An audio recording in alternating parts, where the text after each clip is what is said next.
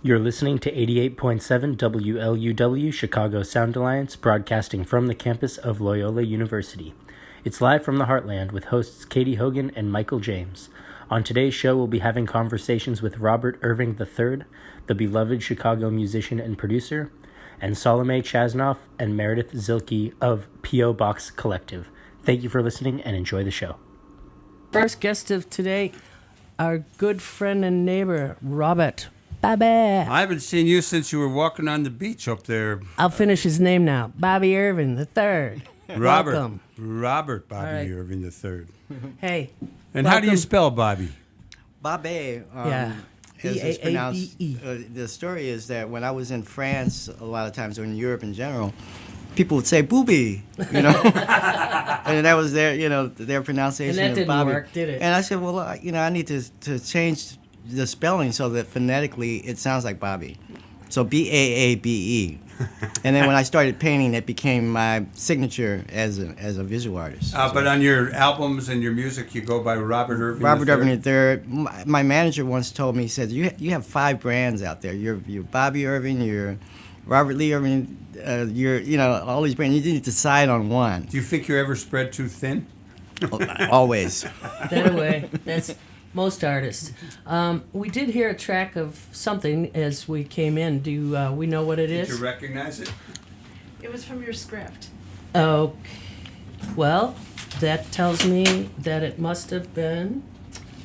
Bobby didn't seem to remember it. Well, it was a solo, Yeah. and those are so fleeting in the moment.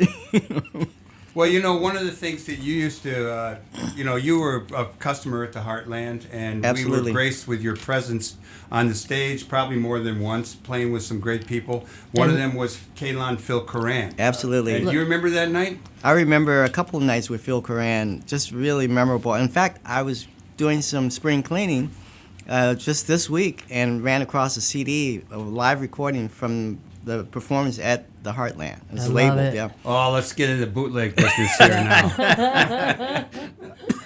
Oh my gosh. So Bobby, you are originally a Chicagoan, even though I think you spent a good amount of time in North Carolina, was In it? North Carolina, yeah. My maternal family is from North Carolina. There's probably What part? a little town called Eden, Greensboro, Raleigh, Eden. Durham. Like the Garden of I lived in the Garden of Eden apartments when I lived there, yeah. I love it. I love it. So does that mean you went to your schooling there, high school? Well, grammar I school? finished high school there. I've started here at Hirsch High School. Hirsch High School. And so in my third year, I was in North Carolina at 2 different schools. And then I finished up at Moorhead, and then I went on to Rockingham Community College. We call it Rock Tech. I also studied arranging at UNCG, So, University of North Carolina, Were you Greensboro. playing always? Did you start playing as a kid? I was playing from a really young age. My mother took me to Omega Baptist Church where Jesse Dixon was, and I saw the organ, and I said, I want to do that. So they got me a little Emily organ, and I started. But then I joined the Drum and Bugle Corps, and I marched in the Bud Billiken Parade at about age 8, Excellent. playing a bugle. Excellent. And so by the time I got to DuSable Undergrade Center, because of my history with brass instruments, or with a brass instrument, they basically drafted me to play eventually mellophone, cornet, valve trombone, slide trombone, even tuba at times. I had the all sub at tuba. this Omega? No, this was at DuSable Undergrade Center. So it was basically 6th and 7th grade. Oh my gosh. So it was a feeder program for the program that Captain Walter Diet had at DuSable that all the greats came out of. Johnny Griffin the and guy Nat who King died at Cole. school And is named after. yeah, absolutely. Yeah. Yeah. Wow. And so what when did you actually start hooking up with others to perform, and how did that occur?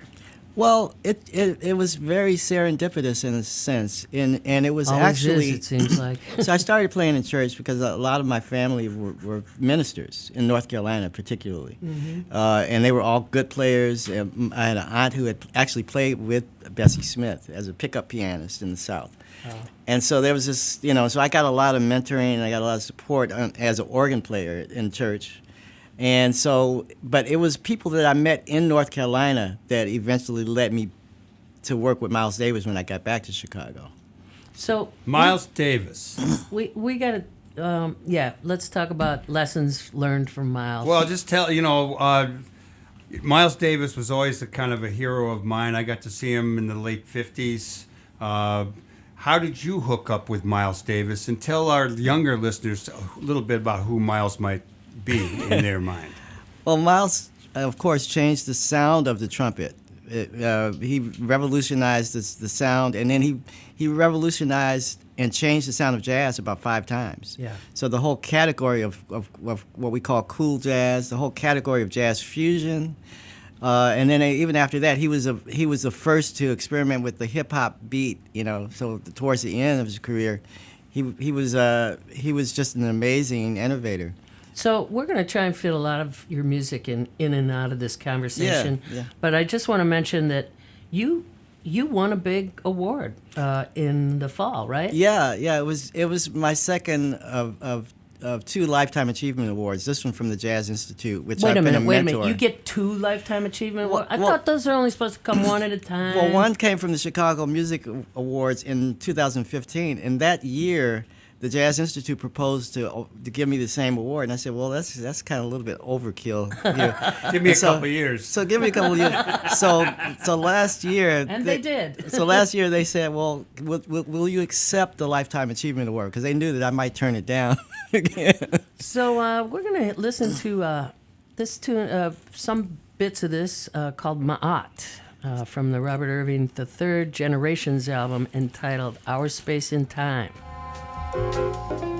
Tell us about what we're listening to here with Ma'at. Yeah, so this is the group Robert Irving III Generations. It was released in 2014 on my label, Sonic Portraits Jazz, an album called Our Space and Time. And it's actually consisting of mostly mentees of mine from the Jazz Institute program. And as Dizzy Gillespie mentored Miles, Miles mentored me, and so I've been carrying on that tradition. Where do you find your passing it down. mentees? From the Jazz Institute. Okay. So I'm a professional mentor with the program. And so as such, there's a jam session every second Wednesday at the Jazz Showcase. It used to be at the Cultural Center. It's moved to the Jazz Showcase. And then there are other sessions. There are private, actual teaching sessions with scholarship awardees that get to study with me. So then I do that at home, just a private piano. And actually, they're not all piano students. Some of them are there's a violinist, a great jazz violinist, young man. So it's stunning to be next to such a great artist as you. Is the Jazz Institute where Lauren Deutsch was the yes, head of that for executive years? director? Yeah, She's been on the show. How'd she do over there? She really did an amazing job, just a really amazing job, and I'm looking forward to the new things that they're going to do with the new director. I'm looking at this CD that is Sound Portraits of a Century, The Living Legacy of Timuel Black.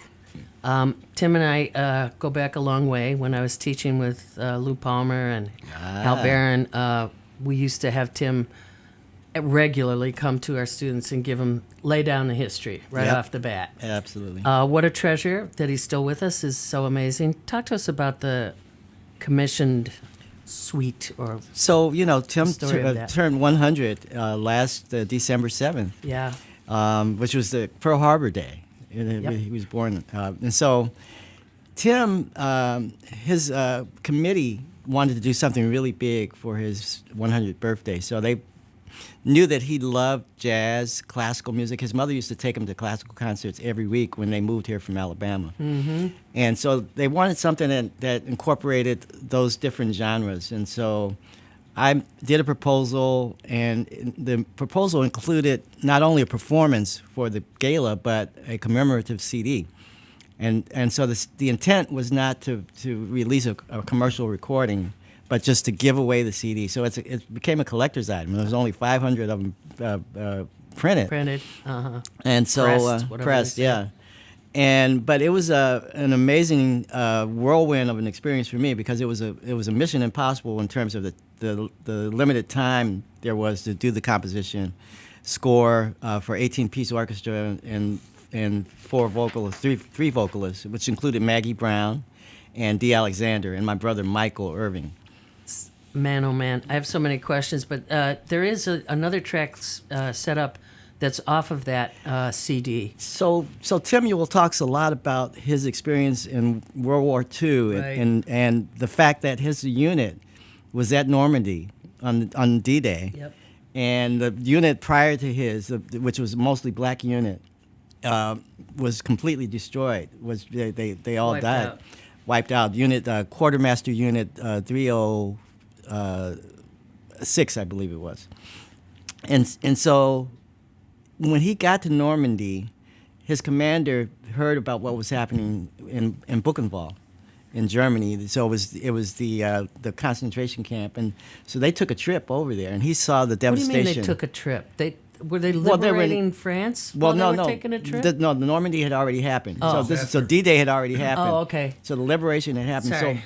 So they went there just to see the devastation of the concentration camps, and that was his whole focus and impetus for joining the civil rights movement, or really becoming the civil rights movement. The title of this one, If No One's to Blame. These are actually the words of Timuel when he talked to some of the residents over there. He spoke a little German and Yiddish, and said, "How could this happen? How could this happen in your neighborhood? Right. You know, how could you allow this?" And so they were sort of casting the blame, and well, it was the Fuhrer, you know. It was, but so I took the actual words of Timuel and created this song that reflected the pathos and the seriousness of this, and to say that if we don't wake up, this could happen again. Right. Closer than we think. Hey, so I know that voice. That's Dee Alexander. Yeah. I'm fond of her. I'm partial to her because she sang at my friend Helen Doria's memorial service. Wow. And I know you knew Helen. Mm-hmm. Yeah. So, what are you up to? What's going on right now for you? I mean, we did talk about. You talk first, and then we'll. Yeah, Bobby, what are you doing these days? Well, I've got the record label Sonic Portraits Jazz, and so I'm always looking to build the roster. And so one of those projects is a singer, Laura Walls, that I'm working on finishing up. And it's probably going to go on record as the longest project to bring to completion, 24 years about. Wow. We started in 1994, but the master tape was destroyed. It was recorded over. I won't mention the studio. but they live in your heart, don't they? But it was an amazing project in that Terry Lynn Carrington was on drums, Jim Kamak, who's the bass player for Ahmad Jamal, Walter Henderson on trumpet, James Perkins, but what we did salvage just recently was the stereo master, that master of the mix, and Terry Lynn Carrington came in just recently, and we redid a couple of tracks. And that's going to come out this fall on the label.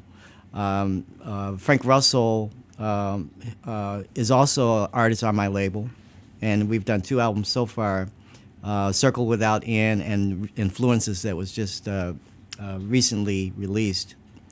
And in fact, I'll be working with Frank coming up next month every Friday night at Andy's Jazz Club downtown. That is great. That's the early shift. Fridays at 5:30. Yep, that's it.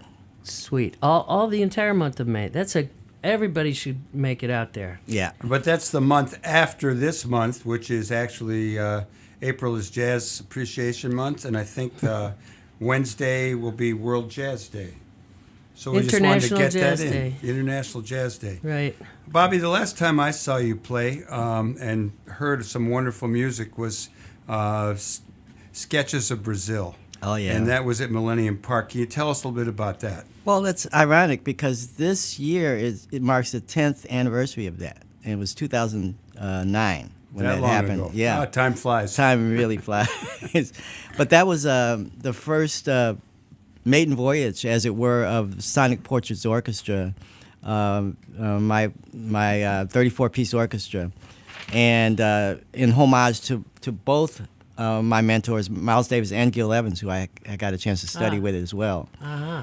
And so that featured Wallace Roney on trumpet, and we have yet to do a commercial recording of that, but that's something that is going to require some fundraising and that I hope to get to eventually. You have a lot of projects you're balancing. A lot of plates spinning, as we used to say. Yeah, I have a long time passion for the arts. You know, Miles talked about a painting being music that you can see, and music being a painting that you can hear. And I added to that. I said, That's well, Miles, nice. I said, well, we could also add to that cooking, combining the flavors and textures and colors. And so, as such, I've had a long time passion for film, documentary filmmaking, and so I've started to kind of delve into that too, because I feel that there's some Sure, why important not? masters. Because it's a part of the arts. I'd just like to kind of ask your opinion on the state of jazz in this country and beyond. You talked about Miles kind of reinventing jazz maybe 4 or 5 times. And for a while it seemed like when I was young, I was into jazz a whole lot, and kind of drift away, comes back. Where is it at now? Are there more clubs in town, more young people? They got programs in the schools. Well, I think that's one reason why I'm involved with the Jazz Institute. It's a very unique program in the city and in the country, in that it not only cultivates jazz players, but it cultivates the audience. And I think that's the big focus, where we need to place the focus is development of audience. And I think that's done through jazz education as well, and music education in general. There was a National Endowment of the Arts study that showed that countries that do the music education at a young age, that those young people continue to support the music as they get older. And so that goes for classical music as well as there's jazz. And there's, right beside them studies that say that kids who study arts in school do well, Do better. Yep. They're calm. They've got their nerves unjangled. Exactly. It's a stress management Yeah. tool as well. Wow. Well, we do have a second guest. Otherwise, we'd probably just sit and talk forever. But in addition to the Andes gigs, are you going to be on maybe again the Millennium Park stage or any of the big stages like during Jazz Fest? Not this year. This is the 50th anniversary of the Jazz Institute. So there's a whole different kind of agenda. I've actually been doing panel discussions around that. And but I look forward to kind of getting some projects under my belt and getting those out. So that's going to be my focus. Yeah, could you please finish a project or two? Yes, absolutely. Well, once again, you're going to be in May at Andy's every Friday. Every Friday night, yeah. Yeah. And what time does that start? It's at 5:30 until about 8:30. That'll be a nice scene.